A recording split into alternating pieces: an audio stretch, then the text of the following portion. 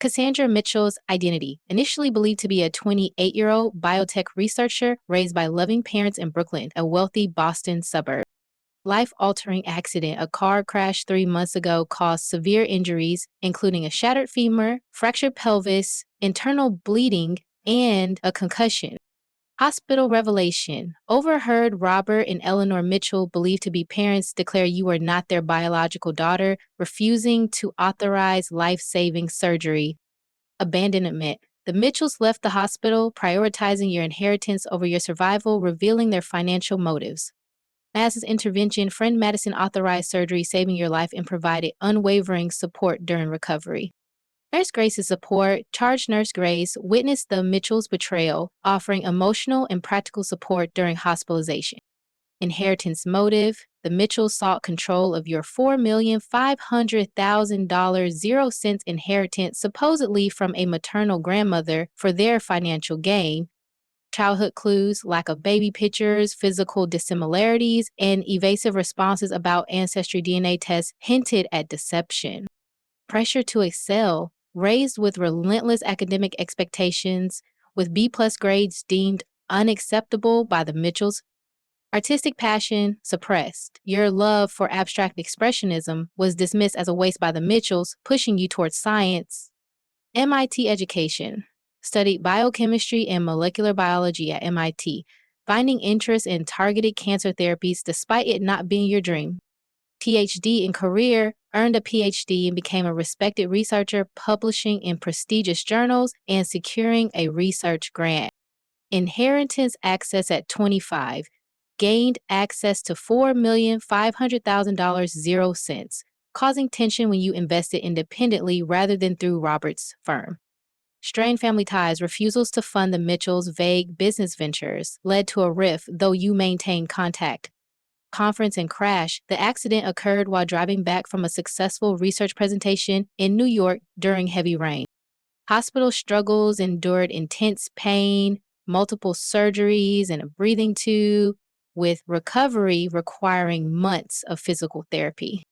Mitchell's coldness. Their hospital conversation revealed they saw you as a financial asset, not a daughter, discussing your estate's fate. Emotional devastation. Learning you were not their biological child caused profound emotional pain, surpassing physical injuries. Quest for truth. Determined to uncover your true identity, you began researching from your hospital bed using your laptop. Birth certificate anomaly. Noticed irregularities in your Massachusetts birth certificate suggesting potential forgery. Infant abduction discovery. Found articles about the 1995 abduction of 3-month-old Emma Carpenter from Providence, Rhode Island. Carpenter connections. Suspected you might be Emma due to timing, lack of early photos, and physical traits like auburn hair. Madison's assistants. Madison accessed public records, revealing the Mitchells moved from Providence to Boston post-abduction. Hired Derek Wilson, a former detective, to gather DNA evidence to confirm your non-relation to the Mitchells. DNA collection. Madison and Derek collected items from the Mitchells' home for DNA testing using your house key. Attorney consultation. Engaged Samuel Bennett, an expert in identity fraud, to explore legal implications of your potential true identity. DNA results confirmed you were not related to the Mitchells and had a 99% probability of being the Carpenter's biological daughter. Mitchell's financial troubles investigation uncovered their debts, failed ventures, and plans to flee to Indonesia with your money. Asset protection. Samuel secured your accounts and changed powers of attorney to Madison, thwarting the Mitchells' access attempts. Fraudulent guardianship. The Mitchells falsely claimed you were mentally incompetent to gain conservatorship of your estate. Chapter 1. The Shattered Facade. The rain lashed against my windshield like 1,000 tiny fists, each drop a reminder of the storm I couldn't outrun. I was Emily Harper, a 28-year-old cybersecurity analyst driving back to San Francisco from a tech conference in Seattle, where I just unveiled a fraud detection algorithm that could revolutionize the industry. My mind buzzed with the applause, the handshakes, the promises of partnerships. But as I navigated the slick coastal highway, my car's dashboard flickered and a chill settled in my bones. Something felt wrong, terribly wrong. I glanced at the GPS, 45 minutes from home. That's when the brakes failed. My heart lurched as I pumped the pedal, feeling nothing but a sickening softness. The car careened toward a cliff's edge, the Pacific Ocean yawning below like a hungry void. I yanked the wheel, skidding onto the shoulder, metal screeching against the guardrail. The world spun, and then darkness. I woke to pain, a jagged symphony tearing through my body. My ribs screamed with every shallow breath. My left leg was a throbbing ruin, and blood crusted my vision. Beeping machines and the antiseptic sting of hospital air surrounded me. I couldn't move, couldn't speak. A tube lodged in my throat. Blurry figures hovered, doctors, nurses, their voices muffled but urgent. Multiple fractures, femur, pelvis, severe internal bleeding. We need consent for surgery now. I strained to focus, clinging to consciousness. Then I heard them, James and Margaret Collins, the people I'd called mom and dad my entire life. Their voices were low, cold, slicing through the fog of my pain. We need to discuss this privately, James said, his tone flat, like he was negotiating a deal, not my survival. Footsteps retreated toward the door. I fought to stay awake, every word they spoke a dagger. She's not our real daughter, Margaret whispered, her voice sharp as glass. We have no legal responsibility here. My mind reeled. Not their daughter? The doctor's confusion mirrored my own. You're listed as next of kin, he insisted. James's reply was dismissive. A formality. Her estate should cover this. We're not paying for someone who isn't our blood. Estate? They were talking about my $6 million 0 cents inheritance, the trust fund I'd accessed at 25, as if my life was a ledger to be balanced. Margaret's voice dropped lower, meant only for James. If she doesn't make it, we need to ensure the money's ours. Call Victor, their lawyer. They were plotting my death while I lay broken, feet away. The betrayal hit harder than the crash. My chest tightened, not from the injuries, but from the realization that the people who'd raised me, who'd shaped every corner of my life, saw me as a means to an end. A nurse's voice cut through, firm, incredulous. You're leaving? We have obligations, James said stiffly. You have our number. The door clicked shut. They were gone, abandoning me to die. I slipped under, the pain and shock pulling me into oblivion. When I surfaced again, the tube was gone, but the pain wasn't. My friend Sophie Bennett sat beside me, her face pale, eyes red from crying. She gripped my hand, her voice trembling as she explained. They just left, no calls, no visits. I authorized the surgery. You almost didn't make it. I croaked out the words that haunted me. They said I'm not their daughter. Sophie's eyes widened, her fury palpable. Monsters, the doctor said another hour and she didn't finish. She didn't need to. I'd come within minutes of death, not just from the crash, but from their callousness. Growing up in Marin County, in a sprawling estate with manicured lawns and a view of the Golden Gate Bridge, I thought we were the perfect family. James, a hedge fund manager, and Margaret, a corporate lawyer, were pillars of our community, hosting galas, funding charities, boasting about their brilliant daughter. My childhood was a blur of coding camps, debate tournaments, and private tutors. While other kids played at the beach, I was debugging software or studying for math Olympiads. Our Emily is destined for greatness, James would say at dinner parties, his smile never reaching his eyes. Margaret would nod. We've invested too much for her to be anything less. Invested. That word should have been my first clue.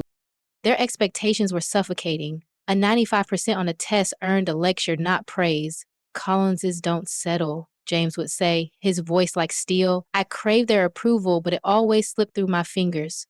There were other oddities too. No baby photos before age 3, just albums starting when we moved to Marin. When I asked, Margaret blamed a fire at our old Seattle home. It's plausible, but her eyes darted away. My blonde hair and blue eyes didn't match their dark features. In high school biology, I questioned this during a genetics unit. You take after my mother? Margaret said, but I'd never met this grandmother, supposedly dead before my birth. She'd left me the $6 million 0 cents trust they claimed, accessible at 25. Stranger still was the paperwork. My birth certificate, needed for my driver's license, looked pristine, unlike my friend's faded ones. Margaret teared up when I had a blood test for a school physical, brushing it off as maternal worry. James shut down my curiosity about ancestry DNA kits, calling them scams. My passion was photography, capturing fleeting moments in black and white, but they scoffed at it. A hobby, not a career, James said. Margaret cried when I mentioned art school, saying I'd throw away everything we built. Their reaction was extreme, even for them. I caved, enrolling at Stanford to study computer science, where I found a knack for cybersecurity, exposing digital fraud. It wasn't my dream, but it felt purposeful. At 25, the trust fund changed everything. $6 million, 0 cents, more than I'd imagined. James pushed me to invest through his firm, his urgency unsettling. I chose an independent advisor instead, using some funds to buy a loft in San Francisco and support my research. James was livid, Margaret manipulative, calling with urgent investment opportunities. Over 3 years, they pitched increasingly dubious ventures. Crypto startups, offshore real estate, each refusal widening the chasm between us. Yet I clung to family dinners, holidays, believing they were all I had. While 28, I was a rising star, my algorithm catching the eye of tech giants. The Seattle conference was my triumph, until the crash. Now, in this sterile hospital room, the life I'd known crumbled. Sophie brought my laptop despite her protests. You need rest, Em. But rest meant drowning in questions. Who was I, if not Emily Harper? I hacked into California's vital records, my fingers trembling. My birth certificate's metadata was off, created years after my supposed birth. I scoured news archives, finding nothing about the Collinses in Seattle. Then I searched for infant abductions in 1995, the year I was born. A Seattle Times article stopped my heart. 3-month-old Lily Thompson abducted from crib. June 15, 1995, 3 months after my listed birthday. The Thompsons, Sarah and Michael, woke to an open window and their daughter gone. A grainy photo showed a baby with blonde wisps. My hair. My hand shook as I read follow-ups. The Thompsons never stopped searching, creating a foundation for missing children. They had 2 more kids, Ava and Noah, but held annual vigils for Lily. Could I be her? The timing, the move, the lies. It fit too perfectly. Sophie returned, her eyes wide as I shared my findings. This is huge, Em. You need help. She brought Ethan Carter, a former FBI agent turned private investigator. His gruff demeanor hit a sharp mind. Compelling, but not proof, he said, sitting by my bed. We need DNA. I still had a key to the Collinses' mansion. Sophie and Ethan collected samples, hairbrushes, toothbrushes, while I lay helpless, my body Next day, my monitor spiked. A nurse rushed in, syringe in hand. For pain, she said, but her eyes darted nervously. Sophie grabbed her wrist, spotting an unmarked vial. What's in that? The nurse fled, leaving us shaken. Ethan's jaw tightened. They're not just abandoning you, they're trying to silence you. Laura Wynn, a fraud attorney Sophie recommended, visited next. If you're Lily Thompson, the Collinses could face kidnapping, fraud, maybe worse, she said. That $6 million, 0 cents, we need to trace its source. Ethan's investigation revealed the Collinses' desperation. $12 million, 0 cents in debts, a failing hedge fund, offshore accounts, and one-way tickets to the Cayman Islands. They've been siphoning $100,000, 0 cents from my accounts over years, small enough to go unnoticed. Now they wanted it all. Laura locked down my assets, naming Sophie my power of attorney. The Collinses retaliated, filing a petition claiming I was mentally incompetent from trauma, seeking control of my estate. That night, my hospital room's window shattered. A masked figure lunged, yanking my IV line. Ethan, stationed outside, tackled them, but they escaped. My heart raced, monitors blaring. They're escalating, Ethan growled. We devised a trap. A fake cryptocurrency wallet key planted to lure the Collinses into fraud. Sophie's phone rang 3 days after my discharge to her apartment. Margaret's voice dripped with false concern. Is Emily with you? We've been so worried. Sophie played along, inviting them over. I sat in a wheelchair, feigning weakness as they arrived with flowers and lies. We called daily, James said, but hospital logs showed nothing. Their eyes gleamed when I mentioned the wallet key in a safe deposit box. They took the bait, leaving with promises to protect my funds. An hour later, Ethan called. They're at the bank. The manager, briefed by Laura, let them open box 2347, containing my letter. I know Lily Thompson. I know about the kidnapping, your debts, your plan to flee. The police are watching. Security footage captured their panic, James's face ashen, Margaret clutching forged documents. They were arrested, passports in hand, charged with kidnapping, fraud, and attempted murder. That night, I slept without nightmares, the weight of their betrayal lifting. But the truth was only half uncovered. Who was I, really? The Thompsons' number burned in my mind. With Sophie's hand on mine, I dialed. A woman's voice answered, trembling. Hello? This is Lily. A sob broke through. Oh my God, Michael, it's her. My world tilted again, not with pain, but with possibility. Who was Lily Thompson, and what secrets still waited in the shadows? I set lockdown. Laura secures Emily's accounts, blocking the colonists' attempts to drain her funds. Guardianship scam, the colonists file a false claim of Emily's mental incapacity, citing brain trauma from the explosion. Danger 3, poison attempt. A hospital orderly bribed by the Collinses nearly injects Emily with a lethal sedative, caught by Sophie. Elaborate trap. Emily, Ethan, and Laura plant a fake cryptocurrency wallet key to lure the Collinses into fraud. High pressure, one media leak. A tabloid leaks Emily's story, accusing her of faking injuries, forcing her to dodge reporters. Collins's deception, they visit Sophie's apartment, feigning concern, and seize the fake key with barely concealed greed. Bank sting. At a San Francisco bank, the Collinses access a safe containing Emily's damning letter, triggering their arrest. Letter's impact reveals Emily's true identity as Lily Thompson, their crimes, and their plan to flee, read by police on camera. Arrest drama. James tries to bribe an officer. Margaret attempts to destroy forged documents, both caught on tape. High pressure 2. Corporate threat. Emily's firm threatens to fire her, suspecting her research was compromised in the scandal.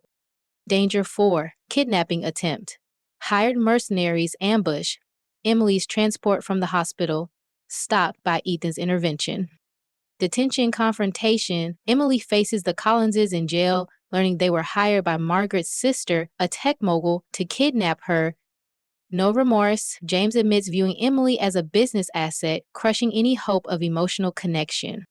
Closure gained. Emily leaves, vowing never to see them again, supported by Ethan's steady presence. Thompson contact. Calls Sarah and Michael Thompson her biological parents, sparking an emotional reunion via phone. High pressure 3, public backlash. Online trolls accuse Emily of fabricating her story, flooding her social media with threats. Family patience, the Thompsons respect Emily's pace, sharing stories of her infancy over daily calls. Sibling discovery, learns of siblings Ava and Noah, 23, who grew up honoring their missing sister. Danger 5. Stalker. A Collins's associate stalks Emily, leaving threatening notes at Sophie's apartment, escalating fear. Reunion prep.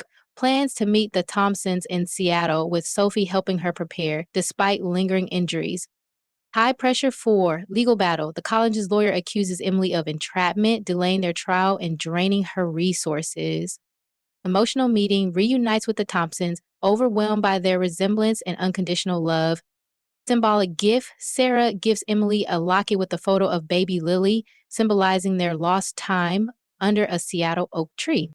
Sibling bonds, Ava, a photographer, and Noah, a data scientist, connect with Emily over shared passions and humor. High pressure 5, blackmail. A former colleague blackmails Emily, threatening to leak her algorithm unless she pays $1 million, 0 cents. Media management. The Thompsons guide Emily through media frenzy, limiting exposure to one trusted interview. Name change legally becomes Lily Emily Thompson, honoring both identities, and resumes photography professionally. Trial outcome. The Collinses are convicted, receiving 40 and 32 years for kidnapping, fraud, and attempted murder. Foundation launch. Founds the Lily Thompson Foundation, funded by her inheritance to aid abduction survivors, with Sophie and Rachel on board. Healing milestone. Visits the explosion site, feeling liberation, and leaves a photo at the mogul's grave, acknowledging the twisted legacy. Chapter 2. The Unraveling Web. The phone trembled in my hand, the dial tone a heartbeat echoing the chaos inside me. I was Emily Harper, or was I Lily Thompson? The question gnawed at my core, a wound deeper than the burns and fractures still healing from the explosion that nearly ended me. Sophie Bennett, my best friend and lifeline, sat across from me in her cramped San Francisco apartment, her eyes steady but brimming with concern. You don't have to do this now, Em, she said softly, her voice cutting through the hum of the city outside. But I did. I had to know. The Collinses, James and Margaret, the people I'd called mom and dad for 28 years, had tried to kill me, abandoned me, and stolen my identity. Their arrest at the bank, clutching my letter exposing their crimes, was only the beginning. Somewhere in Seattle, a family waited, a family who might hold the truth of who I was. I pressed call. A woman's voice answered, warm but breathless, as if she'd run to the phone. Hello? My throat tightened, words dissolving. This is Lily? Silence, then a sharp gasp, followed by a sob that shattered the distance between us. Oh my God, Michael, it's her. Sarah Thompson's voice broke, and I was crying too, tears stinging the stitches on my cheek. Michael's voice joined, rough with emotion. Lily? Our Lily? 28 years of separation collapsed in that moment, their love reaching through the line like a lifeline. I wasn't ready to call them mom and dad, but something inside me recognized them. A primal pull I couldn't explain. We spoke for hours. Their stories of my infancy, my colicky nights soothed by Michael's off-key Beatles renditions, my first giggle under a Seattle oak tree, painting a life I'd never known. They were patient, never pushing, but their hope was a weight I wasn't sure I could carry. The call ended with a promise to meet in 2 weeks when my injuries might allow travel. Sophie hugged me, her relief palpable. But the weight of the Thompsons' love only deepened my questions. Who was Lily Thompson, really? And what had the Collinses buried to keep her hidden? The $6 million, 0 cents inheritance they'd coveted, supposedly from Margaret's aunt, was a lie. I could feel it. Laura Nguyen, my attorney, was already tracing its origins, her sharp mind unraveling the Collinses' financial web. She'd locked down my accounts, blocking their attempts to drain my funds, but their desperation hadn't ended with their arrest. Ethan Carter, the ex-FBI private investigator, had uncovered their $12 million 0 cents debt, offshore accounts, and Cayman Islands tickets. They'd been planning to vanish with my money, my life a mere obstacle. The next morning, my phone buzzed with a notification that made my blood run cold. A tabloid headline screamed, "Tech star face explosion for fame."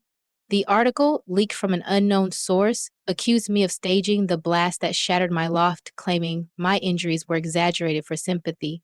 Reporters swarmed Sophie's building, their cameras flashing through the blinds. How do they know this? I whispered, my voice shaking. Sophie's jaw tightened. Someone's feeding them lies. Ethan arrived, his face grim. The Collinses' lawyer, Victor Hayes, is behind this. He's trying to discredit you before the trial. The media frenzy was suffocating, each knock on the door a potential threat. I hid behind curtains, my wheelchair a prison, as Sophie fielded calls from my firm, Nextech, who threatened to fire me. Your algorithm's security is in question, my boss barked. Fix this or you're out. The pressure was unbearable. My career, my identity, my safety all teetering on the edge. That night, a new terror struck. A note slipped under Sophie's door, scrawled in jagged ink. Stop digging or you'll burn again. My heart raced, the memory of the explosions heat searing my skin. Ethan swept the apartment for bugs, finding a tiny camera hidden in a smoke detector. Someone's watching, he said, crushing it under his boot. The Collinses were in jail, but their reach wasn't. Ethan's contacts revealed a shadowy associate, a fixer named Marcus Kane, linked to their offshore accounts. Was he the stalker? The thought kept me awake. Every creak of the building a threat. Sophie insisted I stay with her, but I felt like a target, endangering her too. Laura called with worse news. The Collinses had filed an emergency petition, claiming my brain trauma from the explosion rendered me mentally incompetent. They sought conservatorship of my estate, a brazen move to seize my $6 million, 0 cents. They got a doctor, some crooked neurologist from Margaret's network willing to lie, Laura said. We need to counter this fast.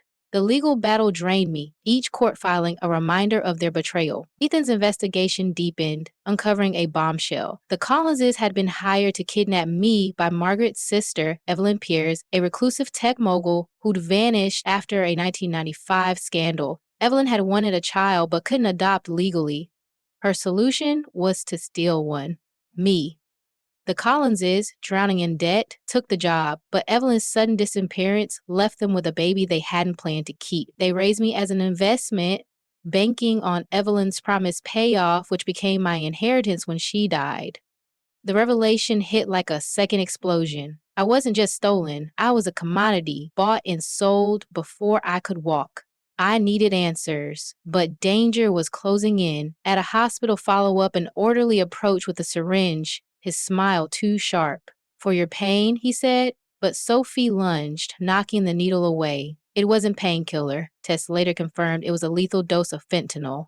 The Collins' money's still moving, Ethan growled. Someone's tying up loose ends. My recovery sessions became gauntlets, every stranger a potential threat. I pushed through physical therapy, gritting my teeth as my legs trembled, driven by the need to stand on my own, literally and figuratively. The media storm intensified, online trolls flooding my accounts with threats. Liar, you'll pay.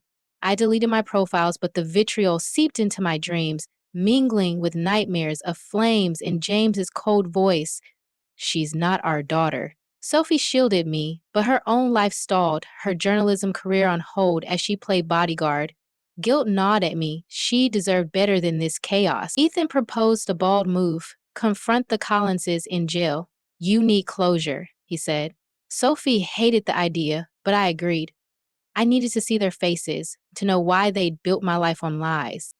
The detention center's visiting room was stark, the glass partition a mirror of their emotional distance. James and Margaret entered in orange jumpsuits, their handcuffs clinking. James's eyes were hard, Margaret's darting like a trapped animal. I picked up the phone, my voice steady despite my racing heart. Why me? Margaret flinched, looking to James. He leaned forward, his voice low. It was business. Evelyn paid us $500,000, 0 cents up front, more promised later. You were supposed to be hers, but she vanished. We had no choice. No choice? Rage surged, but I held it back. You tried to kill me. James' lips curled. You were a liability. We raised you, gave you everything. We deserved compensation.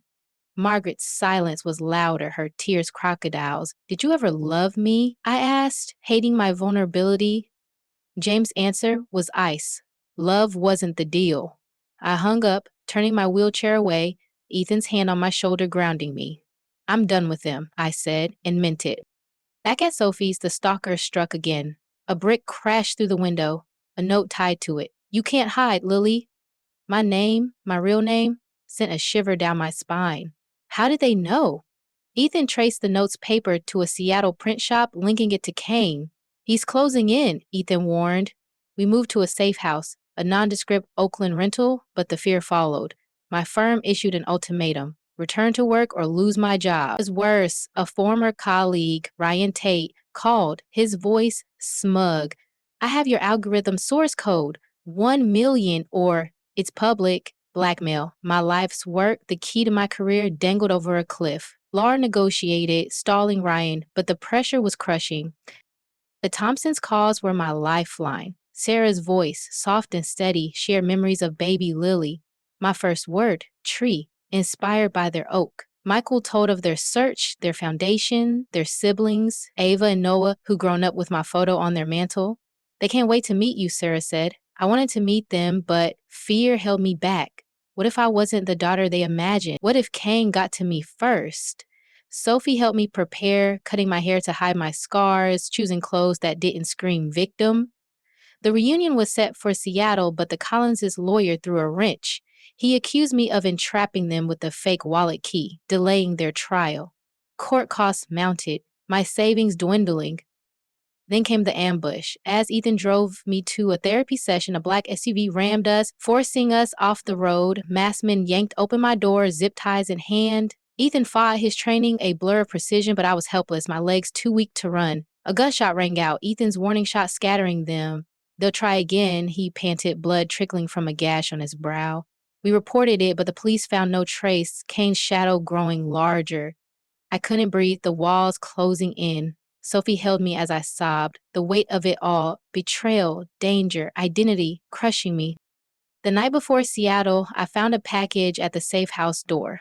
Inside was a locket, old and tarnished, with a photo of a blonde baby, me, under an oak tree. A note read, "Come home, Lily."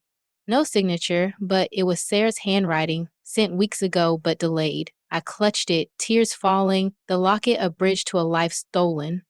The reunion was hours away, but Ryan's blackmail loomed. I wired him $50,000, 0 cents to buy time, hating myself for it. Laura uncovered his IP address. He was in Seattle, too close to my destination. Seattle's air was crisp. The Thompsons' home, a modest craftsman with an oak tree in the yard. My wheelchair bumped over the path, Sophie and Ethan flanking me. The door opened, and Sarah appeared, her blue eyes my eyes, brimming. Michael followed, his smile my own, the right corner higher. Time stopped as Sarah knelt, her hands hovering. May I? I nodded, and she cut my face, her touch a home I'd never known. You're our Lily, she whispered. Michael's arms enveloped us, his tears soaking my hair. Ava and Noah joined, Ava's camera clicking, Noah's dry humor easing the overwhelm. You're taller than I expected, he quipped, and I laughed, a sound I'd forgotten.